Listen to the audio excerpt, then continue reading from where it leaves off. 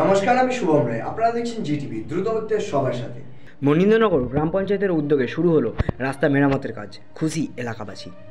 মুর্শিদাবাদ জেলা পরিষদের তত্ত্বাবধানে বহরমপুর ব্লকের মনীন্দ্রনগর গ্রাম পঞ্চায়েতের অন্তর্গত বাজার মোড় থেকে প্রভাত কুণ্ডুর বাড়ি হয়ে 4 নম্বর দুর্গা মন্দির ভায়া শ্যামলকুণ্ডু মিলনী মোড় থেকে কাশিমবাজার বালিকা বিদ্যালয় পর্যন্ত প্রায় 11,37,000 টাকা খরচ করে শুরু হলো রাস্তা মেরামতের কাজ।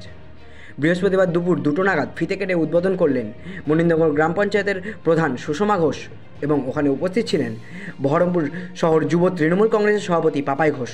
মনীন্দ্রনগর অঞ্চলের তত্ত্বাবধানে প্রধান থেকে শুরু করে এখানে সমস্ত মেম্বাররা উপস্থিত আছেন এবং এলাকাবাসী। এটা মনীন্দ্রনগর 4 নম্বর কালভেট। দীর্ঘদিনে এখানে মানুষের দাবি ছিল যে এই রাস্তাটির বেহাল অবস্থা। পেছন দিকে যে রাস্তা, সেটা পঞ্চায়েতের তহবিল থেকে রাস্তাটিকে সংস্করণ করা হচ্ছে এবং সামনে যে রাস্তা আমরা দেখতে পাচ্ছি, এটা প্রায় 11,37,000 টাকা ব্যয়ে জেলা পরিষদের তত্ত্বাবধানে 1320 মিটার রাস্তা সংস্করণ করা হচ্ছে। ধন্যবাদ জানাই আমাদের মুখ্যমন্ত্রী মমতা বন্দ্যোপাধ্যায়কে এবং ধন্যবাদ জানাই মনীন্দ্রনগর গ্রাম পঞ্চায়েতকে। আপনারা এতক্ষণ দেখছিলেন জিটিভি, দ্রুত হচ্ছে সবার সাথে। জিটিভির নতুন নতুন খবরের আপডেট পেতে এক্ষুনি লগ ইন করুন www.gtvlivenews.com।